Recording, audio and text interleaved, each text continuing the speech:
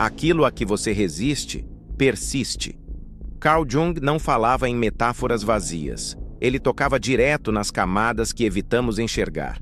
Essa frase não é um aviso, é um espelho. A maioria das preocupações que cultivamos não tem fundamento real. São projeções, memórias, ecos emocionais que herdamos sem perceber.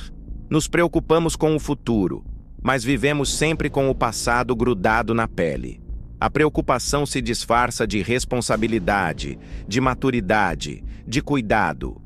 Mas na raiz, ela é medo. Medo de perder, medo de falhar, medo de não ser aceito, medo de não ter controle. Mas e se a preocupação não fosse um defeito? E se ela fosse um sinal? Um chamado silencioso de partes nossas que foram esquecidas? Jung enxergava a mente como um vasto território dividido entre o que aceitamos ver e o que deixamos nas sombras. A preocupação mora nesse meio termo. É um alarme interno, um lembrete de que há algo dentro de nós que precisa ser olhado com mais profundidade. Antes de lidar com a ansiedade, precisamos entender: nem toda preocupação é nossa. Muitas vezes, repetimos emoções que nem se originaram em nós.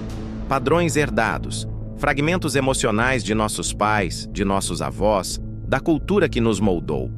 Você já se pegou reagindo com medo a algo que racionalmente não justificava tamanho alarme? Jung chamava isso de inconsciente familiar. Um campo invisível de comportamentos que carregamos por lealdade, por hábito, por repetição.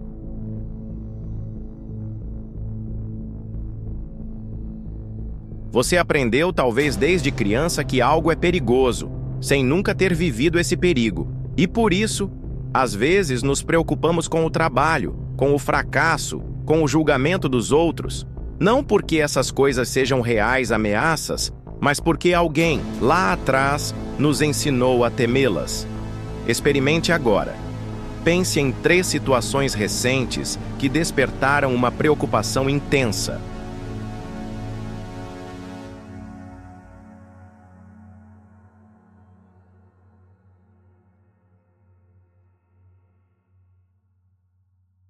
Agora pergunte: de quem eu aprendi que isso é uma ameaça?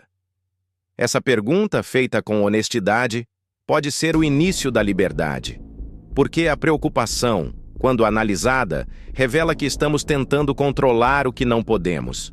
A mente detesta o imprevisível. Então ela cria cenários, projeta futuros, tenta prever tudo. Mas quanto mais tentamos controlar, mais exaustos ficamos. É como tentar remar contra um rio usando apenas as mãos. O cansaço se acumula e a mente afunda. Jung dizia que o problema não é a emoção, mas o fato de sermos dominados por ela. A preocupação não nos traz soluções. Ela apenas nos mantém presos em um ciclo mental, que gira, e gira, e gira, sem sair do lugar. Só conseguimos sair desse ciclo quando olhamos o que está por trás. E quase sempre por trás da preocupação está a sombra. A sombra é tudo aquilo que rejeitamos em nós mesmos, nossas inseguranças, nossos desejos reprimidos, nossas vergonhas não ditas. Tudo aquilo que, por medo ou adaptação, escondemos até de nós mesmos. E quando essa sombra fica tempo demais no escuro, ela encontra formas de se manifestar. Ansiedade, compulsões, preocupações obsessivas. Tudo isso pode ser a sombra tentando dizer: olhe para mim. Mas não é preciso enfrentar isso com força. A sombra não exige batalha. Ela pede acolhimento. Você não precisa se curar. Precisa se reconhecer. A preocupação se alimenta da ausência de presença. A mente que se prende ao futuro se desconecta da vida que está acontecendo agora. A cada momento em que você observa seus pensamentos, sem se apegar a eles, você dá um passo para fora da prisão mental. Você não é seus pensamentos. Você é quem os observa. Jung acreditava em algo que muitos ignoram: a ordem invisível da vida. Chamou isso de sincronicidade. Aqueles momentos em que tudo parece se alinhar, sem esforço, sem lógica, mas com um sentido profundo. Quando confiamos nessa ordem, mesmo sem entender, a preocupação perde o poder. Confiar não é abandonar, é se abrir para o que não se pode prever, com coragem. E aqui entra um dos pontos mais transformadores de Jung: a individuação, a jornada para se tornar quem você realmente é, e não apenas um reflexo do que esperam de você. A preocupação, muitas vezes, é o sintoma de um desvio do nosso caminho. Quando estamos longe da nossa verdade, tudo se torna mais pesado.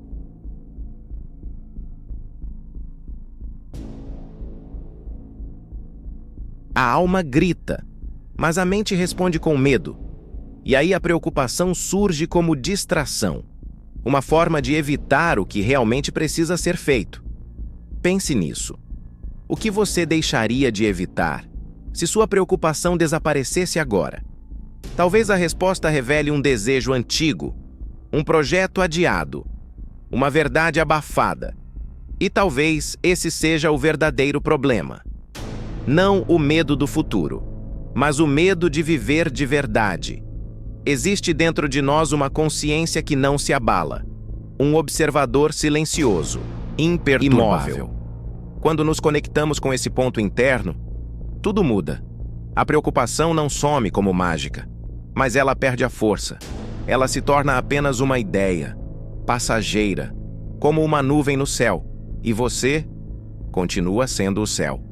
Parar de se preocupar não é um evento, é uma prática, uma escolha de presença, de confiança, de escuta interna, de rendição ao que é.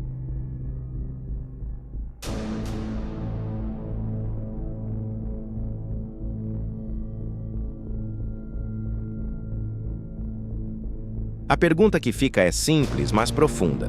Se você não estivesse preocupado, quem você poderia se tornar? Qual parte sua está esperando que o medo solte a mão? Qual verdade está por trás da ansiedade? Talvez hoje seja o momento de começar. Não com grandes promessas, mas com pequenos passos conscientes. Escreva essa decisão. Compartilhe com alguém que precise dela. Porque às vezes, o que liberta inspira muitos. A preocupação só tem poder, até o instante em que você escolhe estar desperto. E esse instante pode ser agora.